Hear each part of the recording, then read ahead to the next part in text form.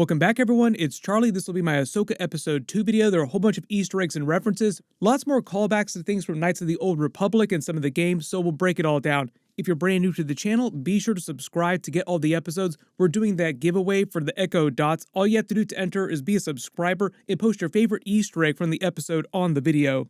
Careful for spoilers for everything that's happened on Ahsoka through Episode 1 and Episode 2. We'll just start at the beginning, work our way through shot by shot, talking about Easter eggs and WTF moments, starting with the episode title, Toil and Trouble, which sounds like another reference to Morgan Elsbeth being a Nightsister, like a Force witch.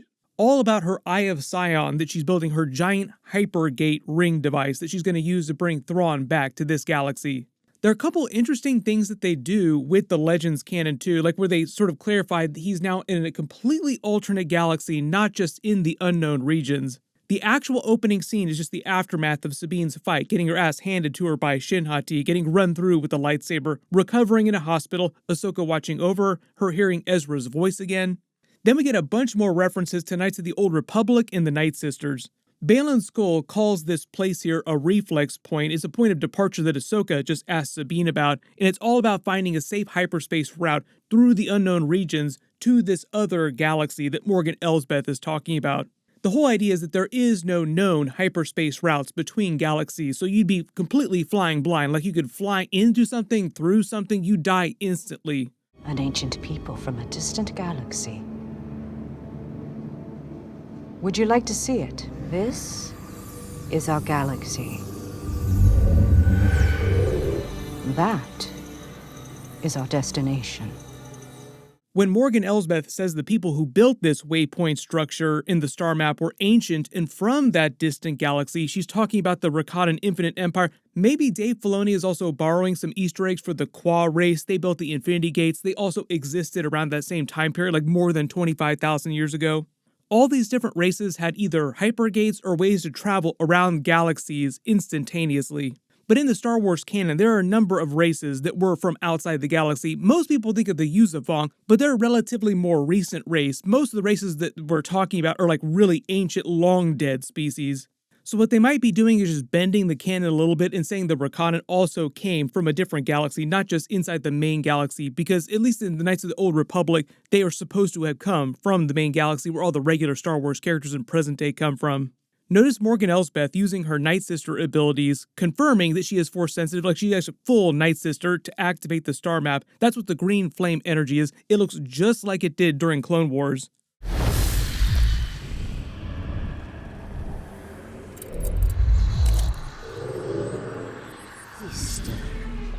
We have assembled a potion for you to use in order to reach Dooku's palace. Zoom in and enhance on some of the symbols on the star map here as it's moving around. You see the space whales depicted here and the energy, the Purgles, implying that the Rakata, or whoever this race was that created this, were able to harness the same abilities that the Purgles have to navigate through hyperspace in a more superior way than standard hyperdrive computers. Baylan refers to this other galaxy as Peridia, saying that it was told to Jedi younglings at the old temple on Coruscant is a fairy tale, but Morgan Elsbeth reveals that part of that fairy tale was based on truth. Notice when she closes her eyes too, she isn't having a good time there, she's just listening to the voices of other dead Nightsisters through the Force and supposedly listening to Thrawn's voice across space-time, space and time, mind you. That's one of the unique abilities of Nightsisters, raising the dead, forms of necromancy, speaking to the dead. Regular Jedi can become Force spirits and then speak to the living, whoever they want to. Like, you don't have to be a Jedi to speak to a Force spirit. You just have to be specially trained as a Jedi, like very powerful in the Force, to actually become a Force spirit, retain your consciousness, your sense of self after you become one with the Force, when everybody does when they die. Normally in the Star Wars universe, when a character dies, like their body just turns into pure energy, into Force. Like you essentially go back to the Force. But powerful Jedi who can become Force spirits are able to retain their sense of self. That's basically what a Force ghost is. One of the reasons why Anakin Skywalker was able to become a Force ghost, even though he didn't receive training, is just because he was so powerful in the Force. Literally, he's meant to be a child of the midichlorians, like a child of the Force. The special green energy here they call magic. It's the Nightsisters' unique way of using the Force, accessing or communing with the Force. It's a special kind of Force energy they just tap into and manipulate. Normal Jedi and Sith can't do that. The crazier ability here, though, and this is a Nightsister ability, is that she can communicate across galaxies. Like, she can communicate to this other galaxy where Thrawn is. I'm listening to him, also listening to him across time. Feels like they're trying to show you how powerful she really is, just to hype up another rematch fight with Ahsoka later in the series.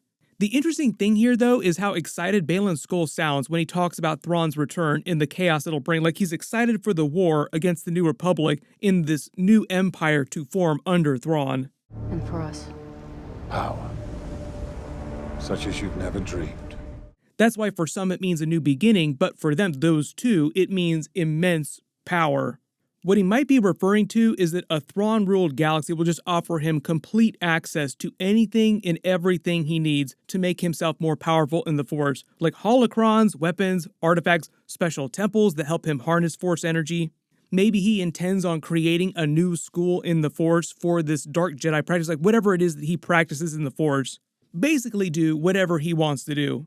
When Ahsoka goes back to Sabine Wren's home, you notice she uses the Force to sense the events of their fight, sort of like a Jedi instant replay, and she tricks the last remaining HK droid and takes its memory core so they're able to find out about Morgan Elsbeth's operation on Corellia, that it's still active.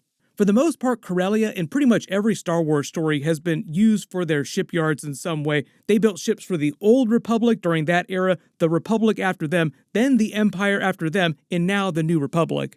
Mostly, though, it's all about making money, which they play up in the episode. Like, you have the leader of the shipyards here basically serving his quote-unquote investors, being just as evil as the Empire. Pretty much most of the people on Corellia are kind of like that. Loyalties mostly to the dollar, not to the New Republic or to the Empire itself. Like, they don't really care too much about the government, just about money. Han Solo is from Corellia, but he doesn't like going back there, mostly because of his troubled upbringing there. This small ship is the Phantom. It's from Star Wars Rebels. It was used by the crew of the Ghost when they needed a smaller craft. Min Weaver here is not a character from the canon. He's just another new character they introduced for this storyline. He has an RA-7 droid. They just featured one during The Mandalorian recently, and most people remember them as the Death Star droid, which is kind of apropos because he winds up being a secret plant for Morgan Elsbeth. Like, secretly he's serving her just because she's paying so well. A lot of people also remember RA-7 from the Jawa Sandcrawler too. They remind you that Hera is still an active general in the New Republic, like she's still on duty, so she technically does wield a lot of political power and authority. Pretty much every member of the crew of the Ghost became part of the rebellion in some way. They revealed that Morgan Elsbeth's actual job under Thrawn in the Empire was building these giant hyperdrives for full-size Imperial-class Star Destroyers, and now she's using it to build the giant one for her Hypergate. Most people probably figured out the direction this was headed when they started talking about the people working there still being mostly Empire. Oh, at every level of the government, there's former Imperials. More examples of how poorly the New Republic has been managing the transition from the Empire to their new system of government. There's so many pissed off former Imperials working in the New Republic, it's a wonder that they haven't overthrown the New Republic without Thrawn's help or without the need of Thrawn's help. And he's not wrong when he talks about the actual rank-and-file workers. Like, most people here don't actually care who's in charge as long as they get paid on time. They actually got into this phenomenon on House of the Dragon, like in the Game of Thrones universe, where the peasants didn't really care about the inner workings of the Targaryen family or any particular civil war that they might be having or infighting. They were mostly worried about where they were going to get food and water from each day, just surviving to the next day. Hera trying to talk Ahsoka into making nice with Sabine and them getting the family back together, so to speak, is kind of her being the space mom of the Ghost crew. That was kind of the vibe of her character during Star Wars Rebels, kind of being everyone's mom. Speaking of which, a lot of people asking about her son with Kanan, Jason. He was in the trailers, we haven't seen him yet, so he'll probably be in one of the future episodes. Really important to remember that he is also Force sensitive. Maybe at some point Ahsoka will also train him. Back on Lothal, when Hu Yang starts talking about Ezra Bridger's lightsaber now being Sabine's technically because he gave it to her and she's modified it, it's just the idea, I think, that when Ezra does eventually come back, she's not going to hand it back to him like, oh, I kept this safe for you. It will just continue being her lightsaber. A lot of people wondering what's going on with Ezra Bridger. Like, is he really in this other galaxy, or is he secretly going to wind up being the Inquisitor Marok character? Either way, when he comes back, he'll either have constructed a new lightsaber himself, or he'll just be using some other lightsaber. Really interested to find out what he did all those years while he was supposedly stuck in this other galaxy with Thrawn. His whole comment about moving forward, letting the past go, is also meant to be a reference to Ahsoka's past trauma with Anakin Skywalker, Order 66, Darth Vader, everything that came after, and never having really dealt with it. And until she does, she's going to continue having problems like this with everyone. Like Sabine says, oh, Ahsoka left me, she just took off at some point. That's probably because she's afraid to get close to people because of what happened with Anakin. There'll probably be at least a couple more Anakin Skywalker references before we get our actual Anakin Skywalker Hayden Christensen cameo. The Imperial loyalists inside the hyperdrive business reveal themselves, and we finally get our chase scene in Ahsoka's standoff with the Marok Inquisitor, or former Inquisitor character. Hera goes after the hyperdrive and the Phantom with Chopper's help. It's Chopper's first appearance on the series. His personality has not changed at all since Rebels. He's as sassy as ever. Did you mess with my stuff? No, I didn't mess with your stuff. Ahsoka's fight with Marok is pretty decent. It kind of shows off some of his skills as an Inquisitor, although we're still kind of wondering who's underneath that mask. He barely escapes, so Ahsoka does get him dead to rights, but he's saved by Shin Hati. Sounds like their rematch will probably happen in Episode 3.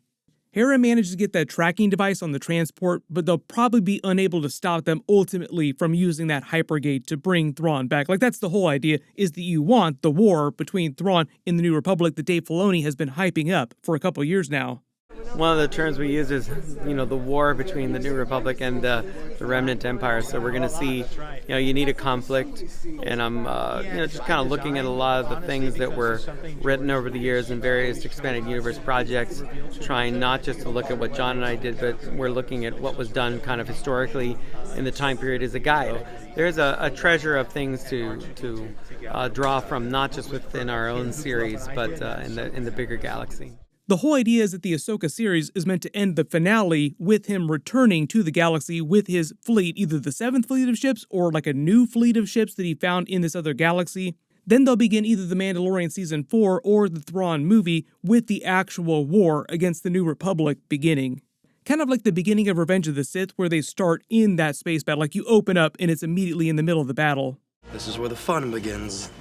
While this is all happening, Sabine reassembles her Mandalorian armor pieces. This is a symbol for the rebellion. I think this other pauldron is actually for the space whales, like the Purgles. She actually has a symbol of a Purgle to represent her quest to find Ezra Bridger again and his connection with the Purgles at the end of Rebels.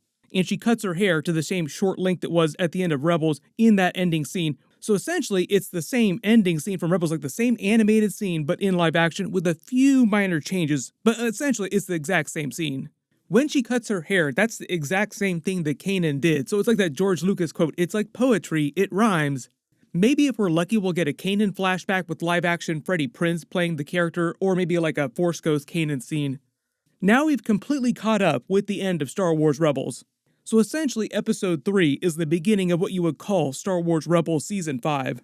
They reveal the Eye of Scion is being finished near that Cetos planet we were just at in the Denab system in the Outer Rim. The planet has not been featured before in Star Wars, like it's brand new, but the system has been featured in various stories. Notice that Ahsoka also calls Sabine Wren her Padawan again as a sign she's fully accepted her back as her master, and they'll resume her Jedi training in Episode 3. When you look at the Eye of Scion here too at the end of the episode, really great way to end the episode. It seems similar to the smaller hyperdrive rings that the characters used during the prequels. The reason they need one this big though is because they'll be jumping an entire fleet through hyperspace, so the ring needs to extend around the entire fleet. Basically make a giant hyperspace bubble they can take a bunch of stuff through. The whole thing here with Baylan Skol being sad about having to kill Ahsoka is just hyping up their fight too, which will probably happen in Episode 3. They want to show that he doesn't have a problem killing Ahsoka, but he is sad to see the Jedi slowly die out even more. I think, given enough time, he'd rather try and turn her or bend her to his way of thinking, like this new path that he wants to pursue through the Force, or other Force sensitives that he might come upon. Like the whole idea that under Thrawn, he'll develop his own Jedi Academy that will just pursue their own way through the Force. Not necessarily full light side or dark side, more like the Bendu, kind of both sides of the Force. Maybe even a darker path, because they do have orange lightsabers. Now everybody's wondering what this is going to mean for Luke Skywalker. Like, obviously, he's going to have something to say about this, too. The couple more cool references to Knights of the Old Republic and a lot of the Legends canon, recanonizing stuff. So if there anything in the episode that you spotted that I didn't mention in the video, just write it below in the comments. But just expect more of this in future episodes. They'll also probably clarify exactly who this race was from the other galaxy in the next couple of episodes. My episode 3 trailer video will post in the next day or two, and my full episode 3 video will post next week after they release it. Click here for my Ahsoka Episode 1 video, and click here for that brand new House of the Dragon Season 2 teaser trailer video. Thank you so much for watching, everyone stay safe, and I'll see you guys in the next one.